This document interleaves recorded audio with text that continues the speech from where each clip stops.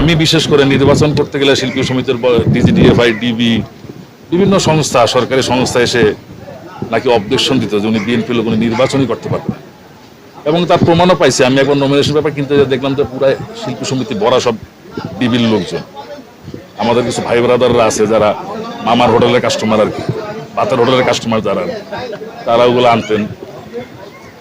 তো যাক, মামাই এখন কিন্তু হোটেল বন্দি, এটা আপনারা সবাই জানেন নিশ্চয়। তিনি এখন সরকারি ভাত খাইতেছে, আল্লাহ খাওয়াইতেছে। দেখেন কি সুন্দর সিস্টেম দুনিয়ার। মজলুমের যেমন দোয়াও তৎক্ষণাৎ কবুল হয়, বরদোয়া তৎক্ষণাৎ কবুল হয়।